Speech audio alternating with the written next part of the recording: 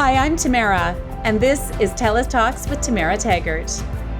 Hi, everyone. Today I'm speaking with Madelyn Chung. Madelyn is the founder and editor-in-chief of the RepresentAsian Project. You might be following them on Instagram, or maybe you've been to their website. It's a fantastic conversation. I love this conversation so much. All about the RepresentAsian Project and elevating Asian voices. I hope you enjoy the conversation. Hi, Madelyn. How are you? I'm doing so well. How are you doing? I'm really good. I'm so happy to talk to you because I have been following your project, the project that you're involved with on Instagram, the RepresentAsian Project. Mm-hmm. So I found you on Instagram. Is that where most people find you? I think so, yeah. TikTok is kind of starting and building up because, as we know, it's really easy to build an audience on TikTok as opposed to Instagram. But yeah, most people, it is through Instagram. So for, anyone who's listening who has no idea what I just mentioned, what is the RepresentAsian Project? So the RepresentAsian Project, it's a platform dedicated to celebrating, advocating, and elevating Asian representation and voices in media and beyond. So really what I wanted to do was start something that I could see Asian people being celebrated, to see the different types of roles they have in society, the different type of career choices. Because when I grew up, I really didn't see a lot of Asian representation, and it really impacted my own self-worth as a Chinese Canadian woman. And it made me really, not really proud of my identity. So once I started to see more positive and accurate representation on screen, especially in media, that's when I started to say, oh, okay, I'm really proud to be Asian now. And it was sad that it took me a long time, but what I wanted to do was really create something that would inspire others to be proud of who they are and of their heritage and cultural background. So you started this on Instagram first or as a website first?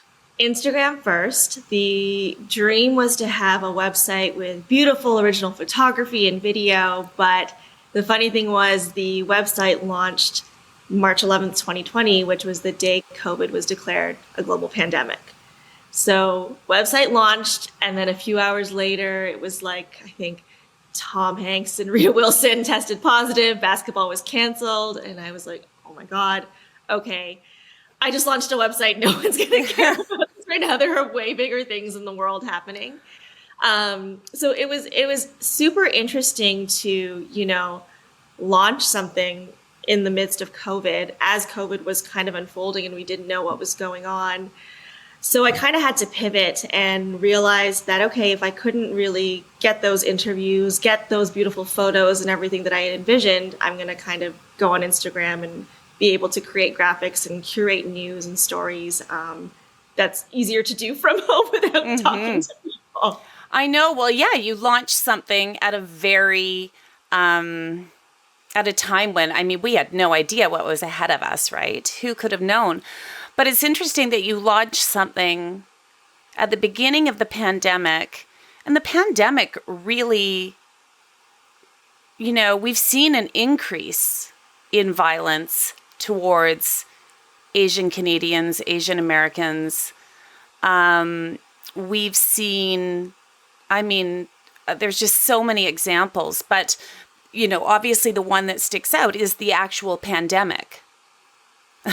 Like we had people blaming China for this virus, and it really stoked, I guess it stoked this, this systemic racism that has always been there, wouldn't you say? Yeah, it's definitely been there for a long time. And even if you think back to, the Chinese head tax and all of these other racist acts towards the Asian community in Canada in general. But I think with COVID and the pandemic, it really just, this rhetoric around anti-Asian hate, around Asians being these perpetual foreigners and not belonging, really came through. And it was a very tough time. And the sad part is it's still happening. Right? Like there are still people being attacked. There are still people experiencing racism on the daily, and we don't often hear about it. And I think that's a problem. I think it's a problem when, we can hear about perhaps another person from another community being brutally murdered, but when it's a person of color, an Asian person, you maybe don't hear it as much. So it's sad that, this is still happening to the community. It seems as though after the Atlanta spa shootings, everyone paid attention, right? Everyone paid attention. That's after the Atlanta spa shootings is when the Represent Asian Project's Instagram blew up, because everyone was, we had published an infographic a few days prior to the Atlanta spa shooting about anti-Asian racism stats in Canada.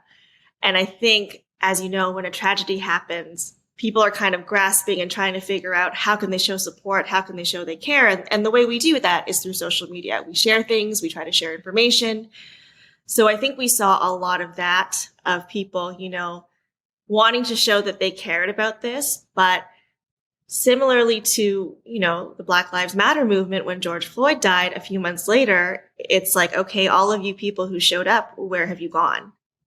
Because it's still happening. We're still getting attacked. We're still getting killed. But it's as if, okay, you've kind of moved on to the next thing, which I understand there's so many things going on in the world, but it's a really horrible feeling when, people say they're going to show up for you and support you and care about you and your community. And then months later, it's, that support just isn't the same anymore. Mm-hmm.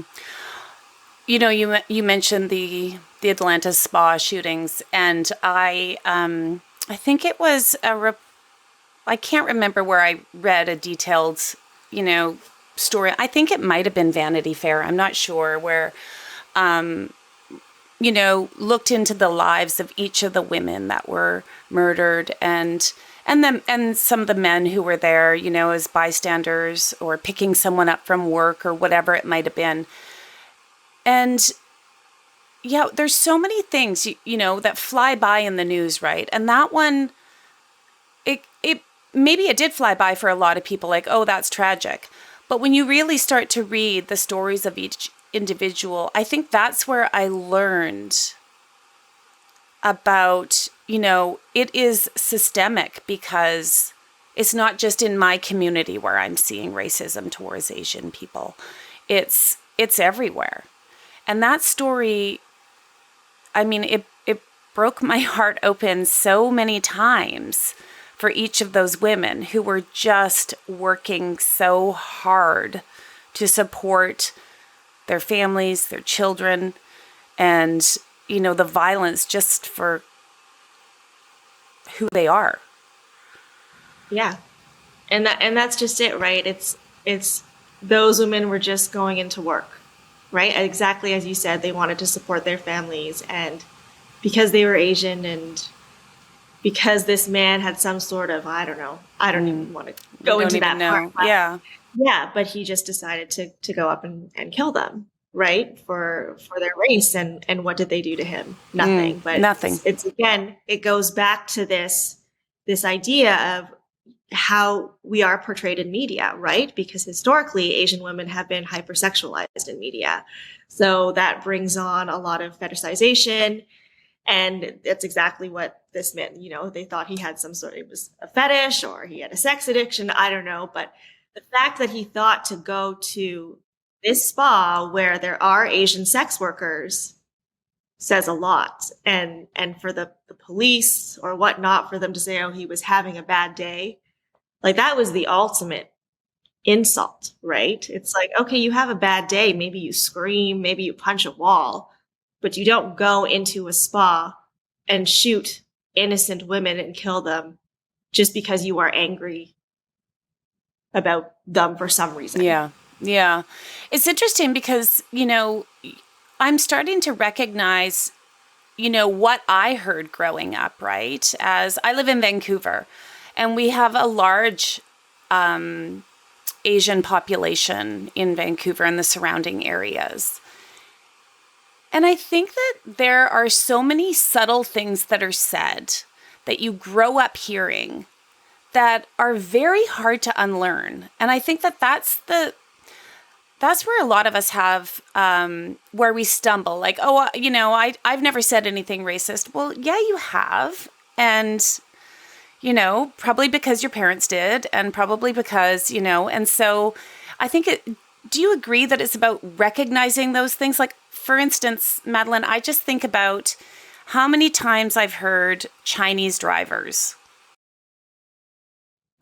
Every time I drive and I see someone look at me, I'm like, are they just putting a stereotype on me, being like, oh, she's not going to know how to drive because she's a Chinese driver, right? Like it's definitely one of the stereotypes that the community has to deal with.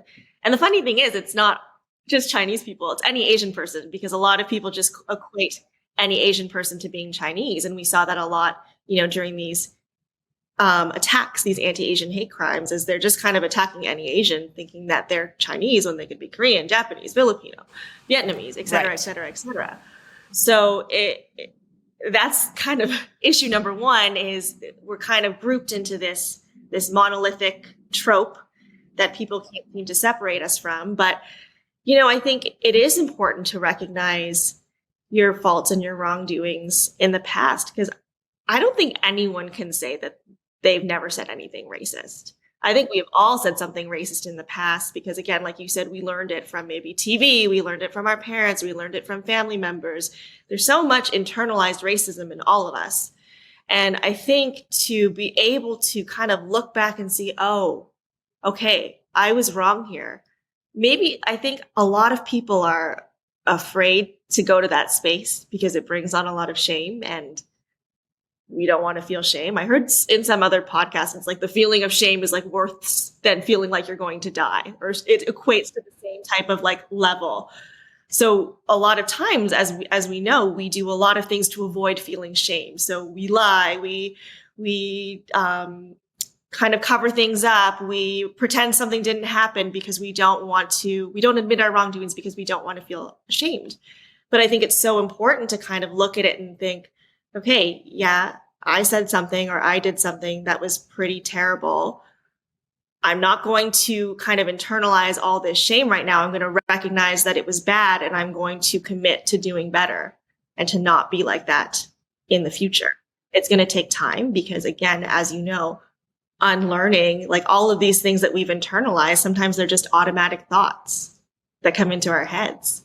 But to be able to kind of step back and say, oh, something's a little off here. Let's kind of like sit with that a bit, see where this is coming from, how this is wrong, how this is offensive or racist, and then kind of move forward from there into not displaying that behavior.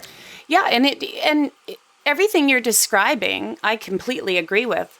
And it seems very difficult for some people, as you said, right? Like, because we don't want to feel those feelings. But when I was looking at your website, because I'd never looked at it. I'm a big fan of your Instagram. So I read quite a few articles on your website, and it was just like the point of view tab. And so I went in and I read the point of view tab, and the woman who wrote the article about being called Lucy Liu for the first time, that really hit me, because I've heard people say that to other Asian women. I've been with, friends of mine who I've seen it happen to them and never really connected with how that person would feel hearing that. Can you maybe explain that a little bit? Yeah, I mean, I've gotten that too, Lucy Liu, because if you think back really like in the 90s and early 2000s, who were the famous Asian actresses? It was Lucy Liu. Love her. She's iconic. But I think back then, anytime someone would say that to me, I would get so angry. I would say, well, no, I don't want to be Lucy Liu, because I had so much internalized racism that I grew up in an almost all white town. So I really just wanted to assimilate myself into whiteness as much as possible. So anytime someone said Lucy Liu, I was like, no. I don't want to be Lucy Liu. I don't want you to call me that. I don't want to be associated with that. I think back on it now, I mean, if anyone were to say I look like Lucy Liu now, I guess I would take it as a compliment, although we don't look alike at all. The only thing that's, that we have in common is that we're Asian. But I think it kind of reminds me of, I think it was a conversation, I believe it was Kiki Palmer, I could be wrong, how she was being compared to Zendaya. And they said, oh, she has all of these accomplishments and she's like the next Zendaya. And it's so interesting that people of color always have to be the next someone. They get compared to a predecessor because there are so few predecessors, but it's like, why can't we just forge our own paths as individuals? So why do all Asian women have to be Lucy Liu's? Why can't they be their own person? Why can't I just be Madelyn Chung, a Chinese Canadian woman, and not have these comparisons to other people simply because we have nothing else in common? I'm not an actress. I'm not famous. I'm not, we're just both Asian women. And I love that I can share that with Lucy Liu, but I am very different from Lucy Liu. And a lot of the Asian women I know, we do have similarities. We do have similar cultural values, and we kind of had similar upbringings, but there are so many things that make us different as well. And again, it goes back to that monolithic trope to be kind of just put into this box of Asian women are hypersexualized, or this or that, or are docile and meek, and Asian men are nerdy and undateable and undesirable.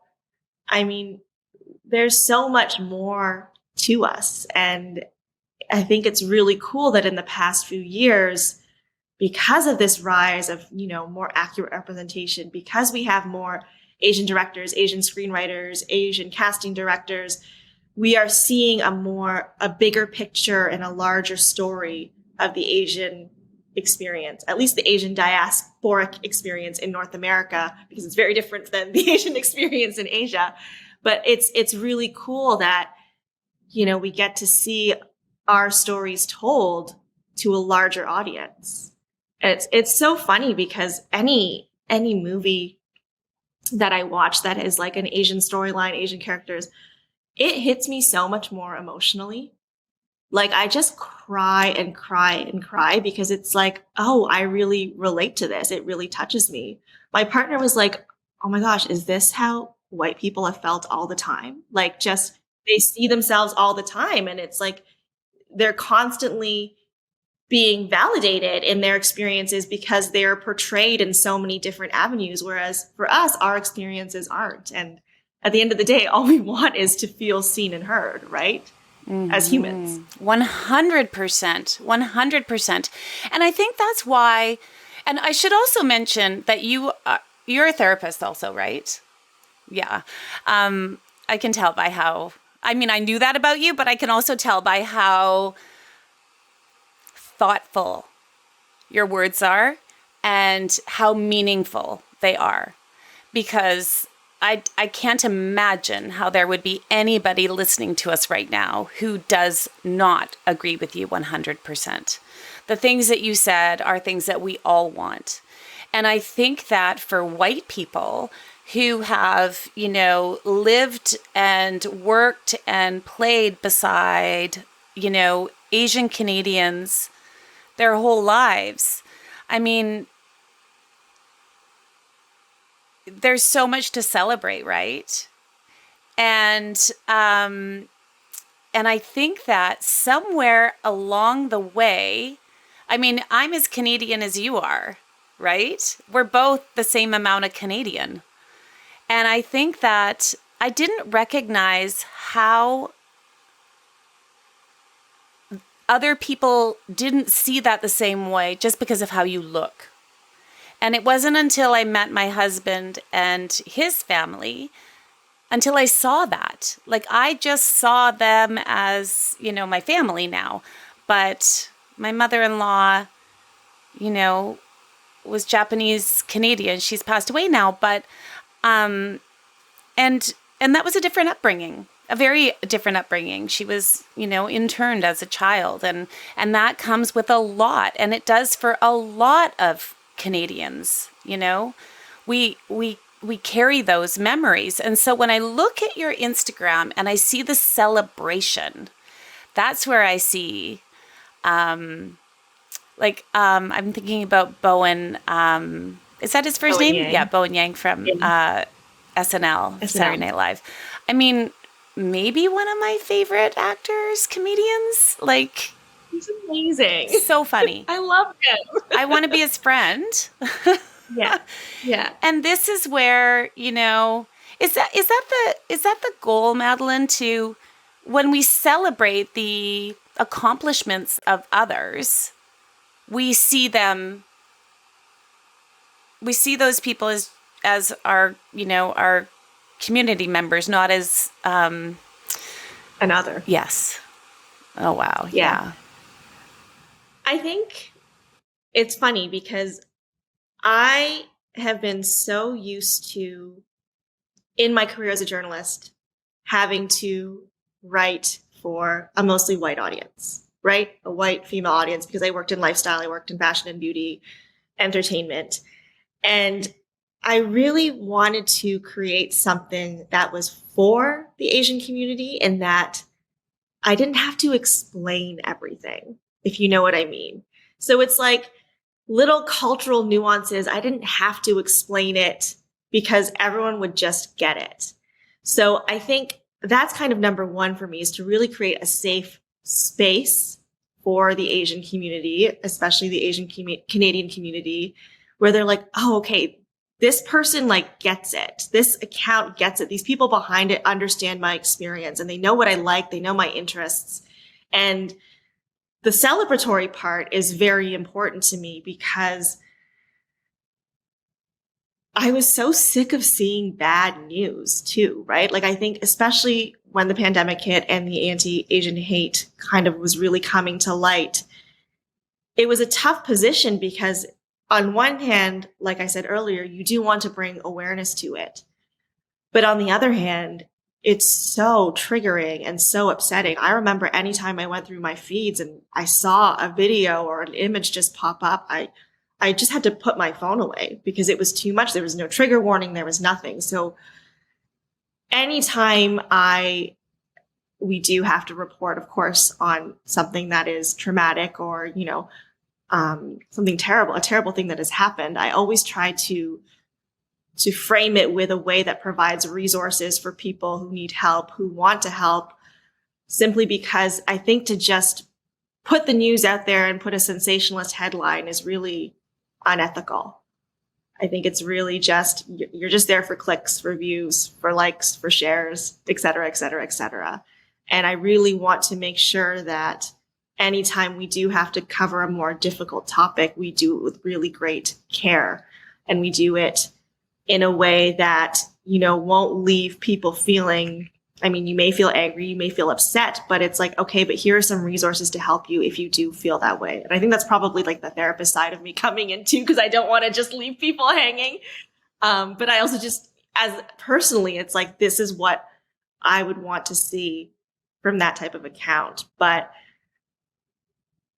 the last thing I'll kind of say on this is just the celebratory part too, is just Asian joy is so needed, right? Like I don't know if you remember seeing at the beginning of the year, there was a news anchor in the States who got a phone call Michelle, from yeah. We've become Instagram friends, Michelle and I.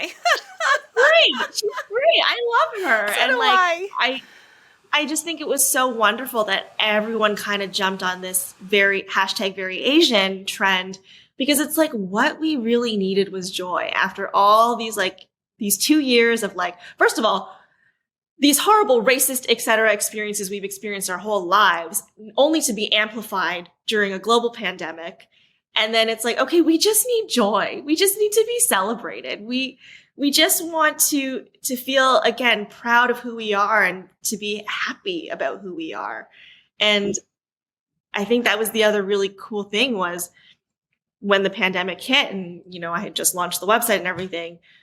And then we saw this rise in anti-Asian hate. It was like, well, shoot, like we were just starting to get somewhere. Crazy Rich Asians came out. We had The Farewell. We had all of these great movies. And it was like, I felt like we were finally starting to be respected and viewed in a different way than those stereotypes. And then it was like, oh, now everyone hates Asians because they think they started COVID.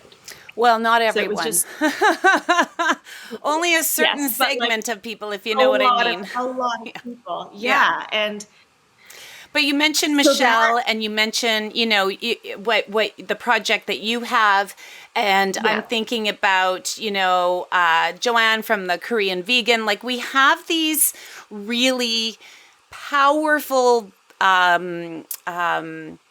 positive voices, right, that are able to now take, their personal experiences and sort of teach us all something, right? And spin that racism on its head and make us look at things a different way, like with the very Asian hashtag, right? Like, I agree. I thought that, I connected with her because, she's a news anchor. I'm a former news anchor. And yeah, people reach out and say, I mean, it's absurd what people say, right? And you would know that too, being a journalist. But for Michelle, that was, I mean, thank goodness she had the recording of it, because you wouldn't believe it unless you heard it with your own ears. yeah, Because sometimes yeah. we repeat these stories that happen, right? I'm sure it happens to you. You repeat a story of what someone said to you, and people are like, no way, that didn't. How could somebody say that? Well, we heard it right there on her recording, right? Or, or it's like you're being too sensitive. Oh, it's not that big of a deal. You're being too sensitive. The amount of times I've heard that in my life when I've experienced really racist things and the people around me were like, it's not that big of a deal. Like, you're being too sensitive about it. I will never forget. I was in my 20s. I went to a country bar with one of my friends who loved country music. I don't like country music, but I was like, okay, You're a whatever, good let's friend. go. We went there, and a whole bunch of guys all of a sudden ran up to me. They're like, oh my God, come here, come here, come here, come here, and just started pulling me towards a guy wearing a shirt that says, I heart Asians. Was he Asian? And no, he was a white guy. He was a white guy with a shirt that said, I heart Asians, was just like, hey, that's so random to wear to a country bar. Like, Yeah. I didn't even know.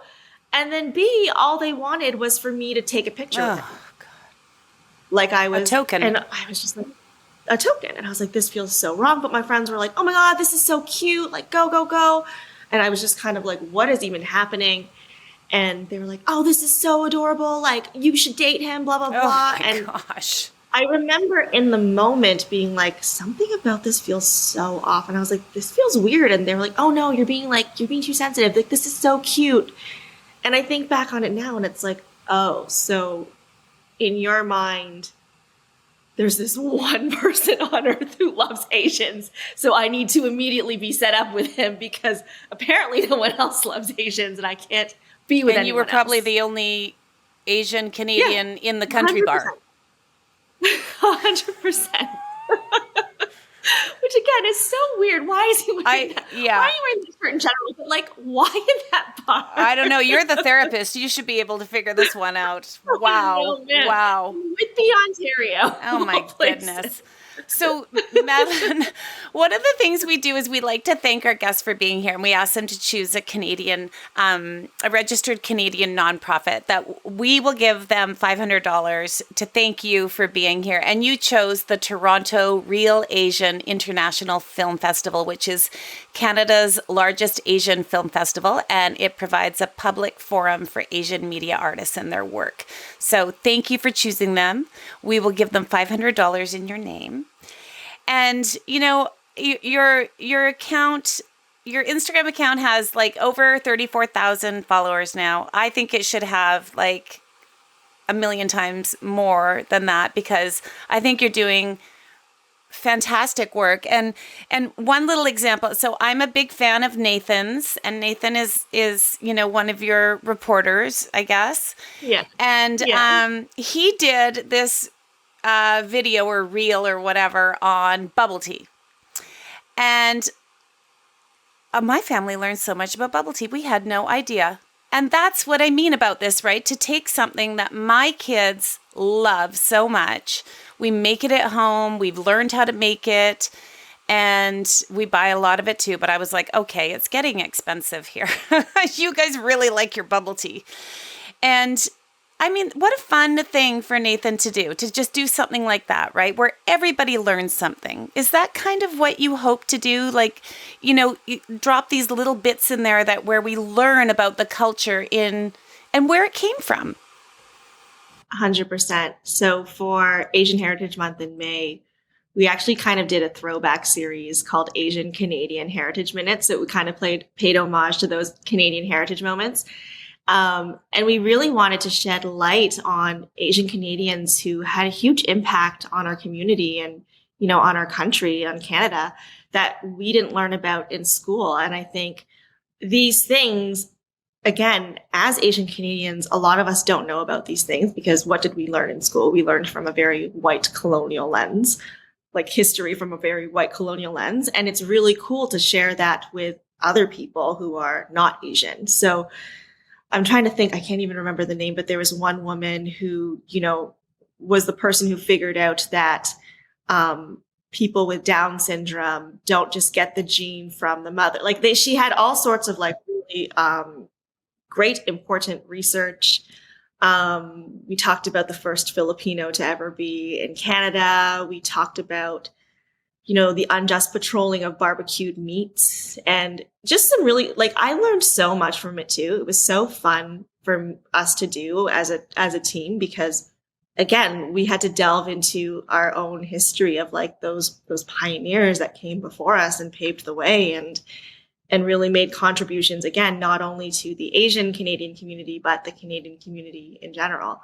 So yeah, I think it's really cool. I love that. Like, Tamara, I see you supporting us always. And I think it's so cool when someone who isn't Asian is on our page, is following, is supporting, because I guess I'm still in this trying to unlearn or trying to overcome this mindset of like, oh, we only care about ourselves, about our community. Other people don't really care. And, but it's really wonderful to see people from various communities kind of engage and support and like to see what we're doing. So I'm so thankful because anytime I'm like, oh my God, Tamara again, like this is so cool. She's looking her stuff. Because I really, truly, genuinely do. And it's why I wanted to talk to you, Madelyn, because I think that this is what we need in our world, right? This is your Instagram account is the type of account I want my kids when they're, looking at social media.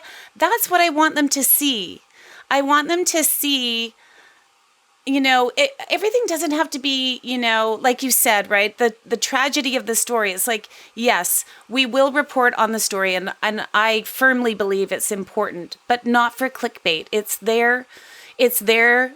We will share this with you. Here's how you can support yourself through this. And here's where else you can look for more information. And I think that when we do that, and I guess that's why I'm such a big fan, is like, if I can learn about, the Atlanta spa shootings, and then, a few months later, Nathan can entertain me with some, and it's not frivolous, right? The bubble tea thing wasn't frivolous. It was actually really interesting. And I had no idea, like, thanks to colonialism, we have bubble tea, right? Like, it's like, who knew? And that's why I think it's really important. And of course, I am now, I'm a parent and I'm getting older and I have more wisdom because I'm getting older as we do. And I look at the background of, how I was brought up, how I want to raise my kids, what their heritage is, where their family